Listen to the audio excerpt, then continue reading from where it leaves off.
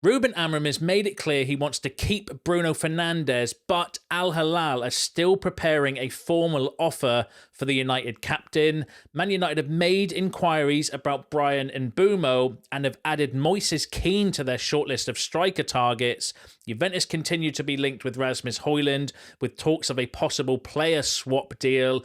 And Manato signs his first professional contract. And we've got contract news on Harry Amass and Kobbie Mainoo. This is all your latest Manchester United news and transfer news. Welcome to the channel. My name's Jamie. Before we get into it, smash a like on the video. And let's jump straight into it. There's absolutely been an explosion of noise over the last even just the last couple of hours when I've been prepping this video. There's been more noise coming out, more news coming out as well. So I'm trying to get it crammed into a shorter video as I can for you. But let's start with the Bruno Fernandes situation. So Al Hilal are preparing to make a formal proposal to Manchester United for Bruno Fernandes. Now, that came from Record in Portugal, who are fairly decent when it comes to obviously Portuguese players and news and outlets and stuff, suggesting that Al Hilal are preparing to make a formal proposal. Now, if you remember back to yesterday's news, the reports were that they would only do that if they've agreed personal terms with Bruno Fernandes. However, there's been loads of kind of commentary from Amorim himself and David Ornstein, etc., now coming out with comments regarding Bruno's situation. So let's start with David Ornstein. So he said on an interview he did with Sky, so in their minds, so in Manchester United's minds, he's not going anywhere. They'll want to build around him, and the sounding we're getting from these reports are that Bruno Fernandes is not interested in a move as things stand. We don't know if that will change with the sort of numbers that might be proposed, and they will become eye-watering if they really want to go for Bruno Fernandes. But if he wants to stay and continue his career in Europe, and Manchester United genuinely have no intent of cashing in on him regardless of their financial situation, then I can imagine it's a story that will end in him remaining at Old Trafford over the summer and into next season. So Ornstein suggesting that, the likelihood is United want to keep him. Bruno wants to stay, but, there is always that question mark around the eye-watering sums of money that potentially could be on offer, not just for United, but also for Bruno Fernandes. Sky Kobbie, though, said that Bruno Fernandes to Saudi Arabia will not happen anytime soon. Ruben Amorim himself, though, in an interview, he did kind of address this in his press conference yesterday, but in an interview he did today with TNT, when asked, is the plan to continue to build a team around Bruno Fernandes, he said the following: that is clear. It's normal. It's normal that a lot of clubs want players like Bruno, but Bruno is our captain, and he will.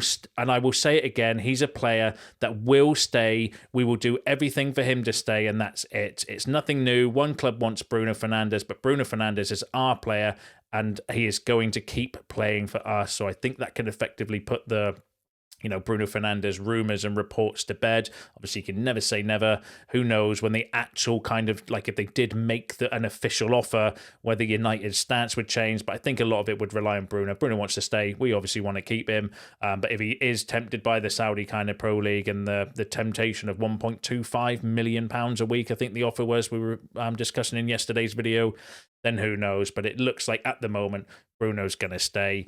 And then Nath Soult and Chris Wheeler said the same. It seems likely at this stage that Bruno Fernandes will stay to be part of the rebuild under Ruben Amorim. So bring you any more updates. Obviously, never say never in the transfer market as well. But going off of those reports and Amorim himself, Bruno set to stay at United. Give us your thoughts on that in the comments below. So let's go through the rest of the transfer news. So just bring you a Cunha. There's been a couple of Cunha updates which I wanted to go through first. So firstly, Samuel Lucas said that Manchester United's interest in Matheus Cunha is now so advanced it would be a surprise if the deal does not materialise. Now, Samuel Lucas is a shit stirrer, but does have connections at the club as well, which is why he's so frustrating sometimes, suggesting that he would be surprised if this deal did not go through because it is so advanced, which is encouraging. And the following came from Nath Soult and Chris Wheeler, said, as far as we know, United want Matheus Cunha and he wants to play for United.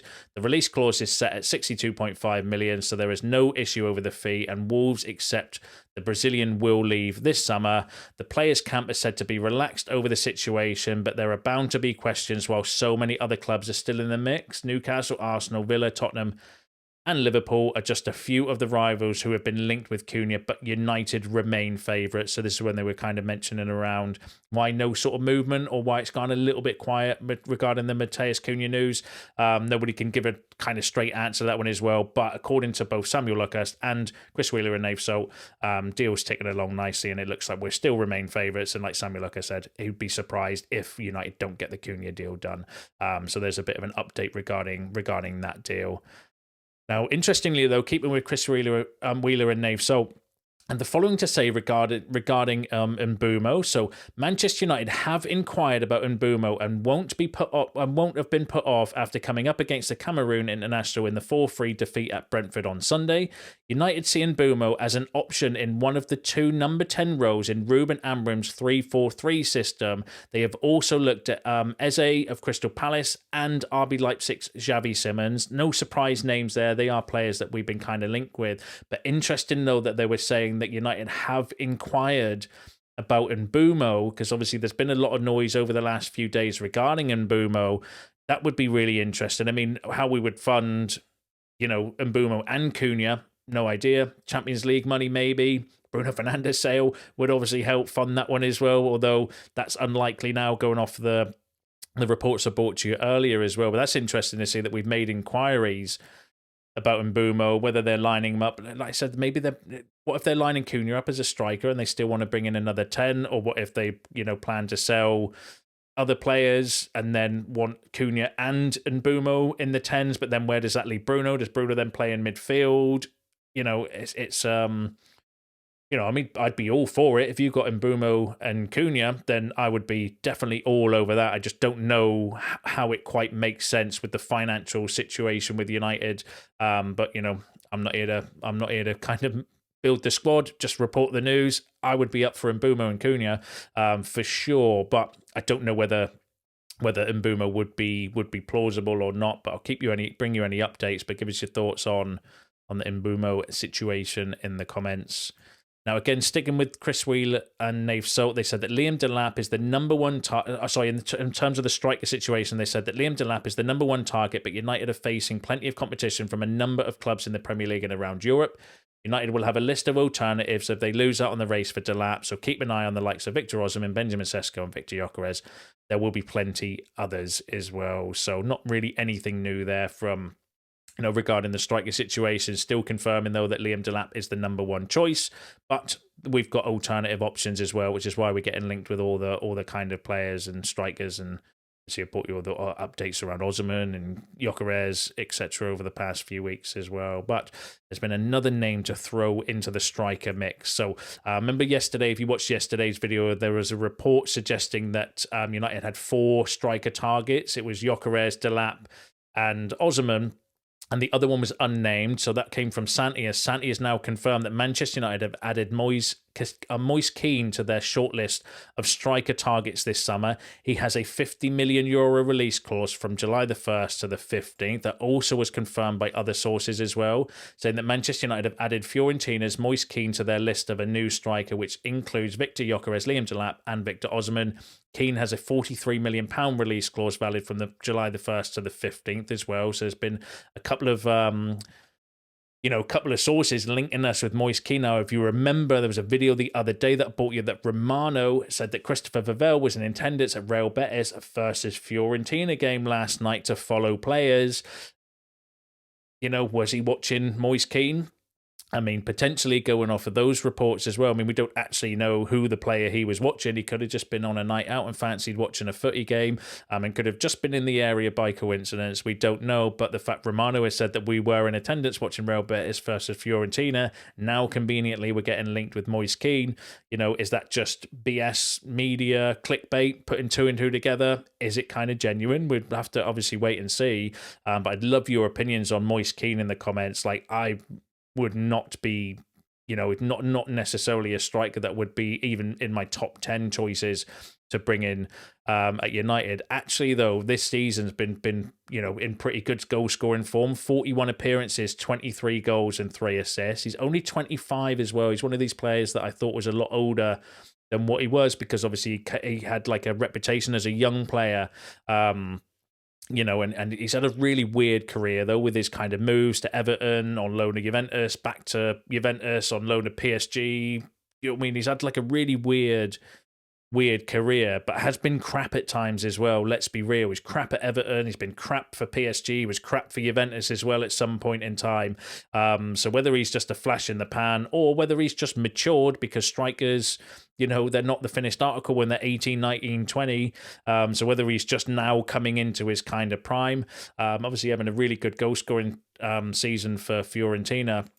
Not the best stats, though. I worry about his passes attempted. He's in the bottom 1%. But from a profiling perspective, if Ruben Amorim wants players, he keeps saying it, players 1v1.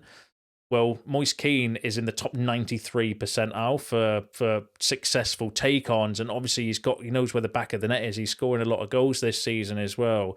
And this could be one to keep an eye on. It's not one that I would potentially like or go for, but I'd be, you could convince me in the comments otherwise if you think this would be a good move for United. £43 million as well. That's more than obviously Delap. I'd rather take Jonathan David on a free transfer personally. Mateta, I think, would be cheaper than that. I would prefer that personally as well. But again, if you disagree, let me know in the comments. Give us your reasonings for, why you think Kean would be a good kind of option to bring in. Seems to be a bit of a theme, though, with some of the players we're linked with all having release clauses, which I actually think is good. If you think Cunha's release clause, Liam Delap's got a release clause, and Mastantuono's got a release clause as well, because if you want to get deals done quickly, they're the sort of ones you want to target, because there's no long drawn out negotiations. You just need to agree the deal with the player and their agent, and then once that's done, pay the release clause for the club. There's none of this kind of United tax and Premier League tax and all the kind of extra fees and haggling and other clubs coming in and haggling and stuff. So if you want to get quick deals done, then maybe Kean would be, because if we've got a release clause that's available for that kind of 2-week period, then that wouldn't be the end of the world. But there is a theme going on with United and getting linked with players with release clauses as well, which is interesting. But yeah, give us your thoughts. Moise Keen, yes, no. Yeah, give us your thoughts on that in the comments, as I am sure you will. For me, it would be a no. But on the flip side, to play a bit of devil's advocate, what if he's a player that's been profiled and scouted that has the exact skill set that Ruben Amorim is looking for? What if he said to Christopher Vivell, right, I want someone that's good 1v1 and can finish chances, has got pace and power, and Moise Keen actually does have those things as well. So what if it's that? What if it's that? What if he's the right profile of player to bring in? Because I don't want to say, well, we need a rebuild, you need to get Amorim players for the system and stuff, and then be a snob if that player that they see as perfect for the system is not particularly a name that I would have gone for. But it's just to play a bit of devil's advocate. What if it's something to do with that? But yeah, give us your thoughts and feelings on Moise Keen in the comments. Now, more links with from Italy regarding Rasmus Hojlund. So Juventus are keen on Rasmus Hojlund. Will try for him in the summer. Douglas Luiz has become an important card to any deal, and is someone Juve could offer to Manchester United for Hojlund. So what are your thoughts on that? Some kind of player swap? I mean, it's not a player swap. Player swaps don't exist. It would be them buying Hojlund and us buying Luiz. Like two different kind of transfer dealers, because player swaps don't help any team with PSR, or don't help us with PSR, but don't help teams with FFP neither as well. So, but it would be, they would buy Hojlund, we would buy Douglas Luiz. Interestingly, though, Douglas Luiz, I remember Romano linking us with him in January, saying that we were interested and were looking at Douglas Luiz for January, but obviously the deal never materialised as well. So maybe that is a player that we've kind of profiled and have been looking at, but that would be an interesting one to kind of keep an eye on. I think he'd be a good squad player, but he wouldn't be my number one midfield choice. But again, we're going down a different route with Ineos and Vivell, Christopher Vivell and Jason Wilcox and stuff. Maybe they are scouting players that actually have the right profile and the right skills that are required for a system, and that might mean signing players that aren't popular or not necessarily named players. And because we've gone down that route before, where we're kind of signing, this player's good, the name of this player is really good, and they've come in, they don't fit the system, they don't fit the style of play, and then you're stuck with a player for the next 3 or 4 years, running their contract down. That's been the mistake of the past. So again, we'll keep an eye on it. I'd want to see a bit more credibility, though, being completely truthful with you. But give us your thoughts on that in the comments below. So Marcus Rashford's camp say early talks with Barca were initiated already, but the club doesn't want to say anything yet. His goal is a Barcelona move. Pini Xavi is handling him, and the reason is because Marcus is aware about his closeness with the club. Now, that came from a good source that's very close with Barcelona. Don't know the credibility personally. I'm not a Barcelona fan, so I don't follow particularly Barcelona noise, but apparently they are quite decent when it comes to Barcelona kind of news, suggesting that Marcus Rashford's camps are already in talk with Barcelona, and they're doing it directly through a different agency because that agent has a good relationship with Barcelona as a way to kind of get that deal kind of over the line, and they don't want to say anything about it yet, so they don't want any kind of stories being linked or anything. And again, maybe with Barcelona's early exit from the Champions League, maybe they're now going to kind of look to get some deals done to either, appease their fans or, because they're gutted about missing out on a potentially a Champions League final with the loss to Inter the other day as well. So we know from previous stories that Rashford's preferred destination has always believed to have been Barcelona. So could be something in that. We'll keep an eye on it for you, but I think Barcelona would be, because they can afford to pay, well, I say that, they would pay Rashford his wages, whether they can afford it or not. They'll do it anyway. But so what that might reduce how much we have to buy out from Rashford, but whether that would come at a reduced cost for him as well. But the more people we have competing for the players that we want to sell, the more teams, we have competing for the players that we want to sell, then the better it is for us. So we'll keep an eye on that one for you. And then the other update is regarding Antony. So Atletico Madrid manager Diego Simeone has identified Antony as a potential strike partner for Julian Alvarez. Manchester United want 35 to 40 million euros for a permanent deal. So that came again from Spanish outlets linking Antony with potentially a move to Atletico Madrid. I think that would actually be a good move for Antony if Real Betis can't afford him. But again, we don't know if Real Betis might go qualify for Europe based on the kind of conference league that they're in as well. They've obviously got a game against Fiorentina again tonight, I think it is. So, we'll have to wait and see what happens with Antony. But again, same with Rashford, more competition we get for these players, then the better it'll be for us, because that just drives their asking price up, which is good. Let's go through the rest of the stories. So Manchester United are planning for a new contract talks with Harry Amass after the end of the season. Club very happy with fullback's progress and discussions due to start next month. So Fabrizio Romano confirming that we are going to start contract negotiations with Harry Amass to tie him down on a new deal, which kind of, I'm all for as well. Now that he's made a few first team appearances, I'd imagine his agent did knock on the door to the club and say, hold on, we've got a first team squad player here. We need to negotiate the kind of the contract as well. That's really interesting. It'd be interesting to see whether, because Diego Leon, don't forget, is coming in the summer as well. And obviously we've got Dorgu.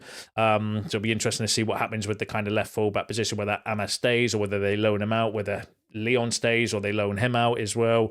So yeah, it's going to be interesting, because we're got a few good young fullbacks now for that left wing back position as well, which is exciting. So yeah, good news that they're going to be potentially starting contract talks with Harry Amass, because I think he is a talent. He just needs to develop, and physicality was the kind of question marks around him, wasn't it, as well? Is he ready for the physicality of the Premier League? I would say against Brentford, probably not yet. Although he did have a much better second half when Luke Shaw went off and he was actually going forward. He still looks really good, really talented. And then I just mentioned there, so Diego Leon is expected to travel to England in the second week of June to join Manchester United. So that's going to be exciting as well. I've got a feeling about Leon. He looks built and ready for Premier League football, absolutely rapid and built like a rugby player as well. Like, I don't think he's going to have a problem with physicality in the Premier League, going off of his kind of strength and size and pace and stuff as well. So I'm actually quite excited about Diego Leon. I think he could be a good player for us, but obviously we need to wait and see. He could step foot on the Premier League pitch and fall to pieces. So we'll have to wait and see. But I kind of quite excited about Diego Leon. Now, Benito Manato is set to sign his professional contract today. This came out yesterday from Sully Talks. The player will sign a 4-year deal with Ruben Amorim, Kean on handing him his debut soon. That was also confirmed by Fabrizio Romano as well. So Manato penned the paper for his first professional contract, 4-year deal. He's believed to be a very, very talented young player, or is a very talented young player as well, that one that they see potentially coming into the first team as well, which is really good. It'd be interesting to see him get some minutes between now and the end of the season as well, because the Premier League's effectively dead for us. So we might as well give some of these young players minutes to rest our players if hopefully we get through tonight's game and get to the Europa League final, because we are going to, you know, rotate and need to rest players and protect them from injuries as well. Hopefully if we get through the game tonight. And interestingly, Steve Railson said that Chelsea, Liverpool, Newcastle and Brighton showed an interest in signing Benito Manato last year, but he has been tied down at United. So interesting that there were other teams sniffing around for Manato last year as well, which shows the kind of quality, especially like with teams like Liverpool, Brighton, Chelsea by everybody, but Liverpool and Brighton who are good at recruitment. I'm looking at this kid as well, so that shows the I think that shows the talent that he is if you've got other teams like that looking at him.